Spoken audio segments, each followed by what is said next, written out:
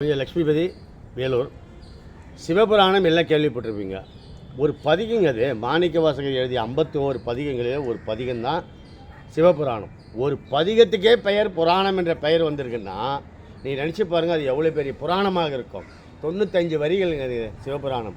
நமச்சிவாய வாழ்க, நாதன் தாழ்வாழ்க, இமைப்பொழுதும் என் நெஞ்சில் நீங்க தான் தாழ்வாழ்க என்று தொடங்குகிற அந்த சிவபுராணம் படிப்பது மனதிற்கு நிம்மதி, செல்வம், செல்வாக்கு, இழந்த அந்த மன சாந்தி எல்லாம் திரும்ப கிடைக்கும். சிவபுராணத்தில் அவர் ரொம்ப அழகாக சொல்கிறார். மாணிக்கவாசகருடைய அனுபவங்களை பூரா அதில் பதிவு செய்ய 32வது வரியில் அவர் அழகாக பதிவு செஞ்சுருக்கார். 32 வயதில் நான் முக்தி அடைவேன், அடைந்தேன் என்பதை அவர் முன்கூட்டியே சொல்லின வரிகள் கூட அந்த 32வது வரியில் இருக்கும். அவன் அருளாலே அவன் தாள் வணங்குகிற பாக்கியம் கிடைப்பவர்கள் மட்டும்தான் சிவபுராணத்தை ஓத முடியும். ஆக 51 பதிகங்கள் படைத்த மாணிக்கவாசகரை அவருடைய வாசகத்தை கேட்பதற்காக இறைவனே மேல்லோகத்திலிருந்து கைலையிலிருந்து தமிழ்நாட்டுக்கு வந்து நீங்கள் அவருடைய தமிழ் வேண்டும் என்பதற்காகவே திருப்பெருந்துறையில் இருந்து அவருக்கு அருளா காட்சி தீட்சை கொடுத்து அவரை ஆட்கொண்டார்.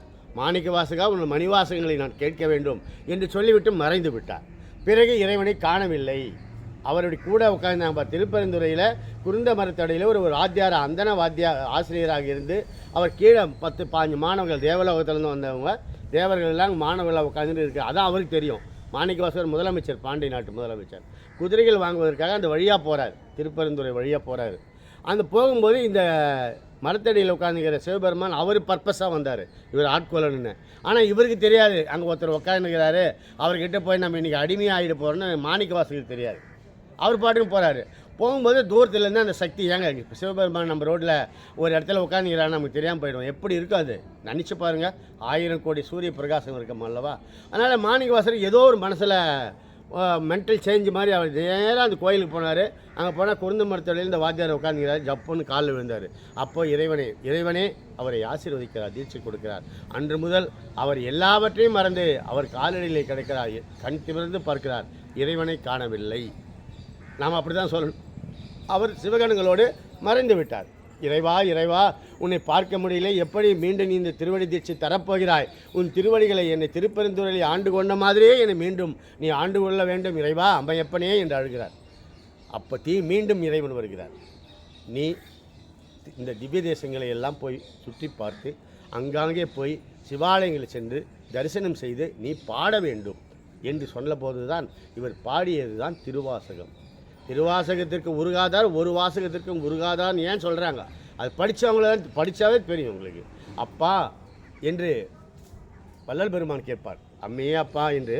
ஆனால் சிவபெருமானிடத்தில் சொல்கிறார், பால் நினைந்தோட்டும் தாயினும் சால பறிந்து நீ பாவியேனுடைய ஊனிடை உருக்கி உள்ளொளி பெருக்கி உழப்பிலா ஆனந்தமாய தேனினை சொரிந்து புறம் தெரிந்த செல்வமே சிவபெருமானே, யான் உனை தொடர்ந்து சிக்கன பிடித்தேன், இனி எங்கெழுந்து அருள்வது நீ. உன்னை பின்னாலே சுற்றி நிறந்த நான், ஆனால் எனக்கு முன்னே நீ போகிற, எனக்கு பின்னால் வர, சைடில் வர. சிவபெருமானே, இந்த பக்தன் கீழே விழுந்து விடுவானோ, இந்த சிவத்தொண்டன் இருக்க ஆபத்து வந்து விடுமோ என்று என்னையே பின்தொடர்ந்து தாயை விட சிறந்த தாயைப் போல என்னை காப்பாற்றுகிறார் இறைவா என்று கண் கலங்குகிறார். படிக்கும்போதே கேட்கும்போதே கண் கலங்குகிறது அல்லவா, அதுதாங்க திருவாசகம். அதனால தான் ஜி.யு. போப் இதை தமிழிலிருந்து அவர் ஆங்கிலத்திலையும் வெளிநாட்டு மொழிகளிலும் பல அந்நிய மொழிகளையும் மொழிபெயர்த்து உலகம் இன்றைக்கும் திருவாசகத்தை அறியாத நிலை இருக்காது. அப்படி ஒரு நிலைமை இந்த திருவாசகத்திற்கு உண்டு. அப்படிப்பட்ட திருவாசகத்திலே 51 பதிகங்கள், 658 பாடல்கள். அந்த பாடல்கள் ஒவ்வொன்றும் ஓதுகிற போது கல்மனசும் கரைந்துவிடும். ஆகவே நீங்கள் வாய்ப்பை உருவாக்கி கொண்டு மாணிக்கவாசகர் திருவாசகம் 8வது திருமுறை, 12 திருமுறைகளில் 8வது திருமுறை தான் மாணிக்கவாசகரிலே திருவாதூரிலே பிறந்து வைகை கரை ஓரத்திலே அவர் அவதரித்த திருவாதூர் இருக்கிறது. அந்த திருவாதூர் கோயிலுக்கு சிவபெருமான் எழுந்தருள்வார். இவர் கூப்பிட்டா வருவாருங்க. அப்போ சொல்கிறார் ஒரு இடத்துல, எனக்கு திருக்கழுகுன்றத்தில் வா, இதே மாதிரி காட்சி உனக்கு கொடுக்குறாரு. எப்படி இறைவன் பேசியிருக்கிறான் பார்த்தீங்களா?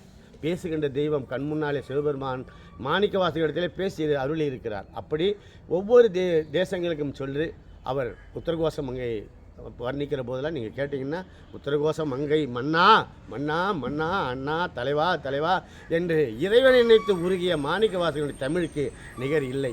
நன்றி, வணக்கம்.